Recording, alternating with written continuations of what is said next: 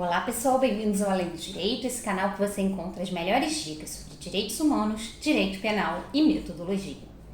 No vídeo de hoje, nós vamos falar sobre referências dentro do artigo acadêmico ou de qualquer trabalho acadêmico que você venha produzir. Tem dúvidas como você faz isso? Então fica ligado nesse vídeo e você vai poder aprender tudinho, passo a passo. Eu sou a professora Daniele Maia e hoje eu vou trabalhar com vocês as referências, tanto os sistemas que a gente se utiliza para fazer a referência, a citação desses autores que a gente consulta, como os graus de fontes desses autores, fontes primárias, fontes secundárias e fontes terciárias. Então vamos começar pelos sistemas de referência de citação. O primeiro sistema, na verdade nós temos dois sistemas, né? Nós temos o sistema autor-data e o sistema notas de rodapé. O sistema notas de rodapé, ele segue uma lógica única em todo o texto. Então você começa lá no primeiro parágrafo do seu texto, segundo, quando você for referenciar, e você vai colocar uma nota de rodapé, e na nota de rodapé você vai escrever a referência toda, assim como você escreve lá no final, naquele tópico referências, e colocar a página. Quando você cita de novo essa referência, não precisa escrever ela novamente inteira, na página seguinte ou na outra página, tá? Você pode escrever só o inicinho dessa referência. Você coloca o autor, entre aspas, o início do título da obra, 3 pontinhos e a página. Não precisa escrever tudo de novo. Então, esse sistema de notas de rodapé vai seguir uma numeração única até o final do seu trabalho. O sistema autor-data é um sistema que, ao invés de você colocar essas referências na nota de rodapé, você coloca entre parênteses, dentro do parágrafo ou da frase que você está citando. Você coloca em maiúsculo o nome do autor, vírgula, ano, vírgula, o número da página. Então, esse sistema só vai ter a nota de rodapé explicativa, que também pode ocorrer no sistema das notas de rodapé. A nota de rodapé explicativa, que fica situada em ambos os sistemas, o sistema numérico, que é o da nota de rodapé, ou o sistema autor-data, é uma nota de rodapé que você usa para explicar alguma coisa que no corpo do texto ficaria confuso, porque talvez desvirtuasse um pouco do objetivo, ou é um dado que não combina muito com o que você está dizendo, mas você quer explicitar para o leitor, ou é um conceito que você citou no corpo do texto, que você não tem certeza se é de conhecimento geral ou não, então você coloca lá uma nota de rodapé explicativa e explica o que é, e você coloca uma referência para mais informações, ver, para mais informações, 2 pontos, e coloca a referência que a pessoa pode, uma sugestão, uma referência sugestiva, que você coloca ali na nota de rodapé explicativa para a pessoa consultar, caso ela queira se aprofundar.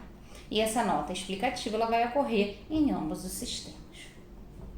A gente também tem as referências enquanto graus, as fontes primárias, secundárias e terciárias.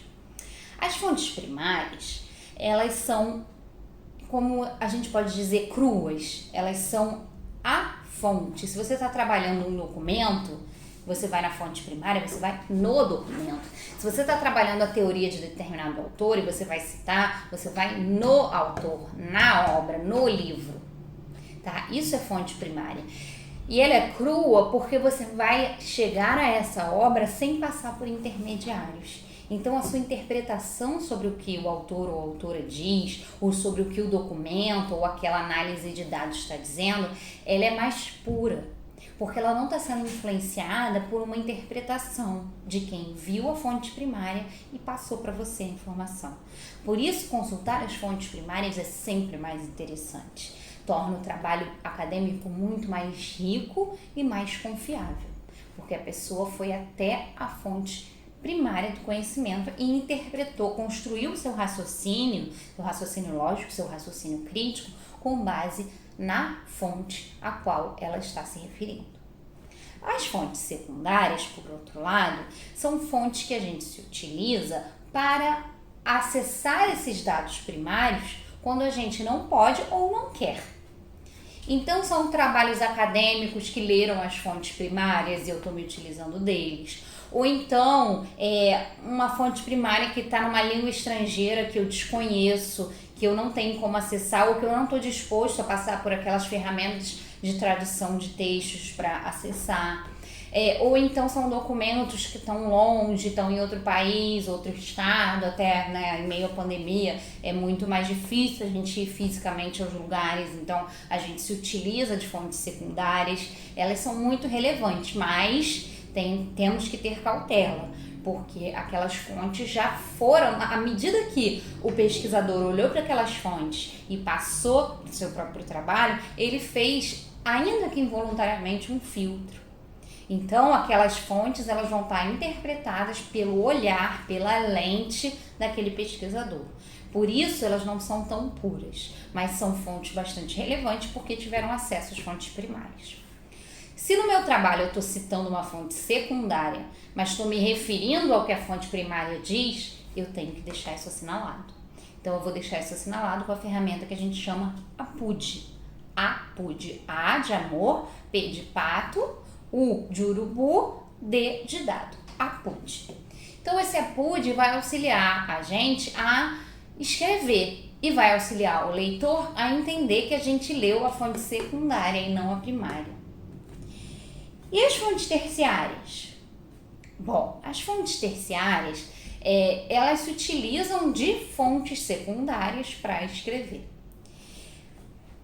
Elas normalmente não são textos acadêmicos, às vezes reportagens de jornal, textos de blog. É muito comum que eles se utilizem de fontes terciárias. Claro que podem ser utilizadas primárias e das secundárias também, mas é mais comum que esse tipo de trabalho se utilize de fontes terciárias do que um trabalho acadêmico. Por quê? Porque o trabalho acadêmico fica muito mais consistente quando a gente se utiliza das fontes primárias ou então das secundárias. Mas as terciárias, elas são bastante relevantes quando a gente está sendo introduzido ao tema. Eu acabei de decidir que eu quero pesquisar sobre o tema X. Eu não tenho muito conhecimento sobre ele, então eu vou ler diversas coisas. Então as fontes terciárias podem ser um bom começo, porque elas vão te abrir o olhar para o início do estudo naquele tema. E aí, entenderam? Gostaram? Já conheciam essas nomenclaturas? Conta pra mim aí embaixo. E se esse vídeo te interessou, se você gostou dele, curte e divulga para os seus amigos.